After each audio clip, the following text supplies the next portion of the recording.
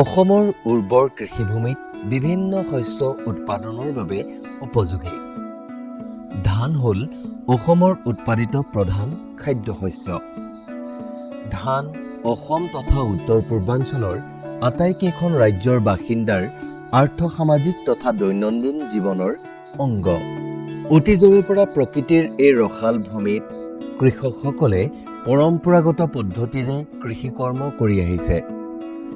সময় যোৱাৰ লগে লগে জনসংখ্যা বৃদ্ধিৰ তুলনাত কৃষিভূমিৰ পৰিমাণ সংকুচিত হৈ আহিছে। কম মাটিত অধিক উৎপাদন কৰাৰ প্ৰয়োজন আহি পৰিছে। বিশ্ব বেংকৰ অৰ্থ সাহায্যত অসমত ৰূপায়িত হৈ থকা অসম কৃষি বাণিজ্য আৰু গ্ৰাম্য ৰূপান্তৰকৰণ প্ৰকল্প চমুকৈ এপাৰ্ট ধানৰ মূল্য শৃংখলত বতৰ পৰিৱৰ্তন ৰোধী বিভিন্ন প্ৰযুক্তি অসম কৃষি বিশ্ববিদ্যালয় আৰু অসম চৰকাৰৰ কৃষি বিভাগে ইণ্টাৰনেশ্যনেল ৰাইচ ৰিচাৰ্চ ইনষ্টিটিউটৰ কাৰিকৰী পৰামৰ্শত কৃষকৰ মাজলৈ লৈ আহিছে। এই প্ৰযুক্তিসমূহৰ উদ্দেশ্য হ'ল বতৰ পৰিৱৰ্তনৰ সৈতে মোকাবিলা কৰি শস্যৰ উৎপাদন বৃদ্ধি কৰা আৰু কৃষকৰ আয় বৃদ্ধি কৰা। Under the APART project, as we know, the Assam Agriculture University, Jorhat and Department of Agriculture, Assam are jointly working with International Rice Research Institute to make the different technologies available to the Assamese farmers for enhancing their productivity and the profitability.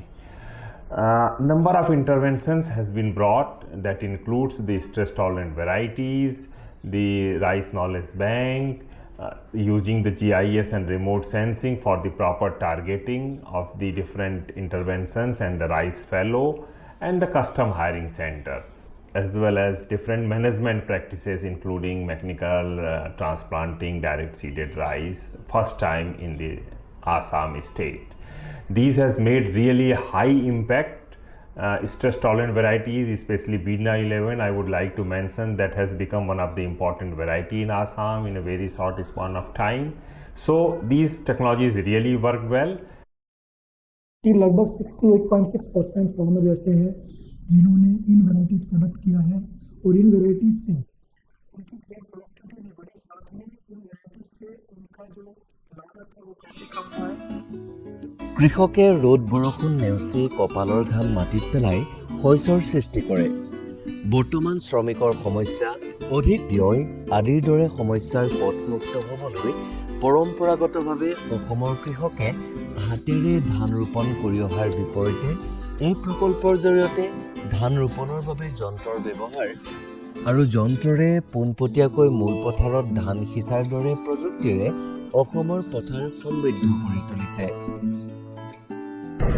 अगर हम देखते हैं mechanical transplanting of rice और direct seeding of rice, ये दोनों ऐसी technology है जिनसे फार्मर का ना केवल कॉस्ट सेविंग हुआ है बल्कि साथ में प्रोडक्टिविटी बढ़ा है और इसके अलावा उसके टाइम की बहुत बड़ी सेविंग हुई है। और लगभग पिछले 3 सालों में हमने आसाम स्टेट में लगभग 49 कस्टम हायरिंग सेंटर्स डेवलप किए हैं और हर एक कस्टम हायरिंग सेंटर पे एक एक मैकेनिकल ट्रांसप्लांटर दिया गया है। ये मैकेनिकल ट्रांसप्लांटर यूज करने से लगभग 21% का अडॉप्शन उन फार्मर्स ने किया है जिन लोगों ने इस टेक्नोलॉजी को देखा है, इस टेक्नोलॉजी को अडॉप्ट किया है। दूसरा जो है डायरेक्ट सीडिंग ऑफ राइस, जिसमें हम लोग किसान को मोटिवेट करते हैं कि उसमें नर्सरी बनाने की कोई ज़रूरत नहीं है और नर्सरी बिना बनाए ही वो डायरेक्ट जो सीड होता है उसकी सोइंग खेत में कर सकते हैं। और डायरेक्ट सोइंग करने से उसको फ़ायदा ये है कि फार्मर्स को लगभग 25 लेबर पर हेक्टेयर के हिसाब से बचत होती है अगर वो डायरेक्ट सीडिंग ऑफ राइस पे जाते हैं। आसाम स्टेट में एक सबसे बड़ी समस्या है यहाँ बांध पानी की समस्या। काफ़ी एरिया में यहाँ बांध पानी आ जाता है, तो बांध पानी आने की वजह से धान जो है किसानों की फसल बर्बाद हो जाती है, ख़राब हो जाती है। उस कंडीशन में जो वेट DSR टेक्नोलॉजी है वो बहुत ज़्यादा पॉपुलर हो रही है, क्योंकि आपका धान जब वो डैमेज हो जाता है, ख़त्म हो जाता है, उसके बाद खुटिया भी नहीं होती फार्मर के पास, तो ड्रम सीडर के द्वारा धान की सीधी बुआई की जा सकती है।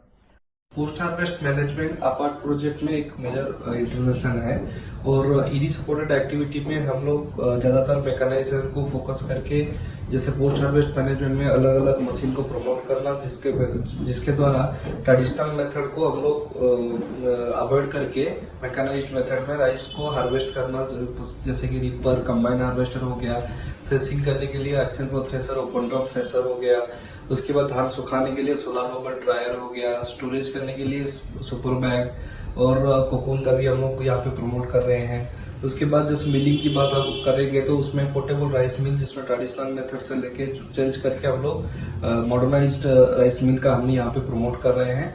और उसके बाद अगर हम देखेंगे वैल्यू एडिशन की बात है तो वहाँ पे भी हम लोग different value added machine like dry grinding machine जिसमें राइस पाउडर बनता है, और उसके बाद rice pop machine, rice flake machine, इस टाइप का अलग अलग मशीन को हम लोग यहाँ पे फोकस कर रहे हैं। तो पोस्ट हार्वेस्ट मैनेजमेंट में ओवरऑल अगर हम देखेंगे मैकेनाइजेशन को कैसे हम लोग इसमें ऐड किए हैं, उसके ऊपर में ईडी सपोर्टेड एक्टिविटी में बहुत इंपॉर्टेंट काम हो रहा है। অসমৰ কৃষকৰ বাবে ডিজিটেল পদ্ধতিত জ্ঞান আহৰণৰ বাবে এক নতুন সম্ভাৱনাৰ নাম হ'ল www.rkbassam.in ধানৰ কৃষিকৰ্ম ভিত্তিক প্ৰযুক্তি বা ধানৰ লগত জড়িত বিভিন্ন তথ্য সম্ভাৰ এই ৱেবছাইটত উপলব্ধ কৰোৱা হৈছে। আমি দেখিছোঁ যে ৰাইচ নলেজ বেংকৰ জৰিয়তে বহু কৃষক উপকৃত হৈছে।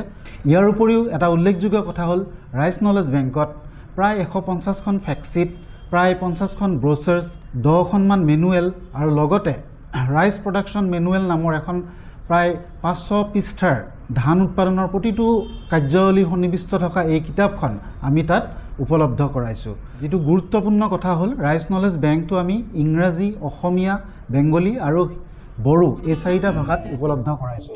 এপাৰ্ট প্ৰকল্পৰ অধীনত অসম কৃষি বিশ্ববিদ্যালয়ে ইণ্টাৰনেশ্যনেল ৰাইচ ৰিচাৰ্চ ইনষ্টিটিউটৰ কাৰিকৰী পৰামৰ্শত ৰিম'ট সেন্সিং আৰু GIS সুব্যৱস্থাৰ বাবে GIS লেব স্থাপন কৰিছে।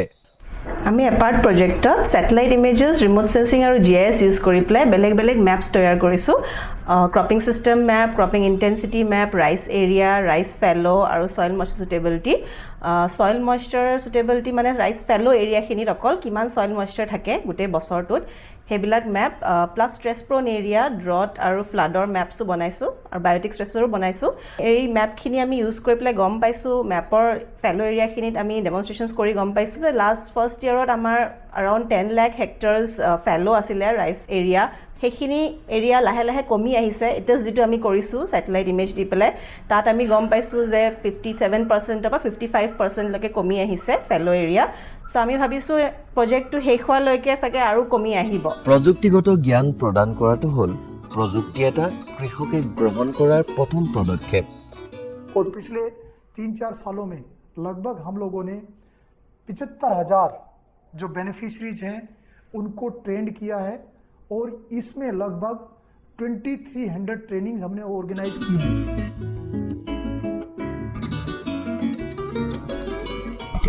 अपार्ट में ईडी के थ्रू जो एक्टिविटीज़ हो रही है उसका इम्पैक्ट और आउटकम्स जानने के लिए हमने 2 सर्वेस करवाए थे, इम्पैक्ट असेसमेंट सर्वेस। उसमें से टेक्नोलॉजीज़ का, STRVs, मशीन्स, एग्रोनॉमिक प्रैक्टिसेस, इन सब का एडॉप्शन निकल के आया है। तो हमने देखा है कि STRVs कुछ 68% फार्मर्स ने अडॉप्ट किया है, और IPM इंटीग्रेटेड पेस्ट मैनेजमेंट जो डिजीज़ के अगेंस्ट एक नेचर प्रिवेंशन ऑफर करता है, वो करीबन 30% फार्मर्स ने अडॉप्ट किया है। और मशीन्स वगैरह भी धीरे धीरे अडॉप्ट हो रहे हैं। तो वो सब MTR, DSR ये सब धीरे धीरे फार्मर्स अडॉप्ट कर रहे हैं। 20% फार्मर्स ने अभी अडॉप्ट किया है।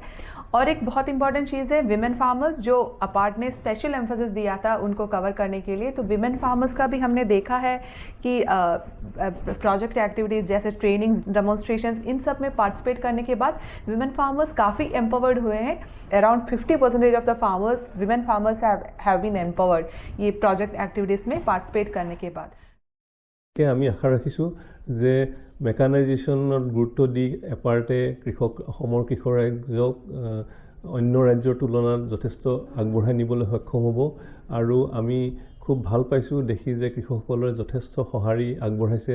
তেওঁলোকে নতুন নতুন যন্ত্ৰপাতিসমূহ কৃষিকাৰ্যত ব্যৱহাৰ কৰিবলৈ খুব উৎসাহিত হৈছে আৰু বিভিন্নজনে কাষ্টম হায়াৰিং চেণ্টাৰবোৰ ঠিক তেনেদৰে ঠন ধৰি উঠিছে আৰু আশা ৰাখিছোঁ অনাগত দিনবোৰত আৰু কাষ্টম হায়াৰিং চেণ্টাৰ হওক অসমৰ বিভিন্ন দিশত আৰু নিবনুৱা যিসকল যুৱক আছে তেওঁলোকে কাষ্টম হায়াৰিং চেণ্টাৰ একোটা তৈয়াৰ কৰি তেওঁলোকে আত্মনিৰ্ভৰশীল হ'ব পাৰিব, লগতে তেওঁলোকৰ কাষৰে পাজৰে থকা কৃষকসকলকো যথেষ্টখিনি সুবিধা প্ৰদান কৰিবলৈ সক্ষম হ'ব। এপাৰ্টৰ বিশেষকৈ আমাৰ বিশ্ব বেংকৰ আৰু ইৰিৰ কৰ্মকৰ্তাসকলক ধন্যবাদ জনাইছোঁ যে তেওঁলোকে এনেকুৱা ধৰণৰ এটা প্ৰগ্ৰাম আমাৰ কৃষি বিজ্ঞান কেন্দ্ৰৰ জৰিয়তে গোটেই অসমতে তেখেতসকলে যোৱা 3 বছৰ ইয়াৰ ওপৰত কাম কৰি আছে আৰু তাৰ ফলাফলো আমাৰ ইতিমধ্যে খেতিয়কসকলে পাইছে।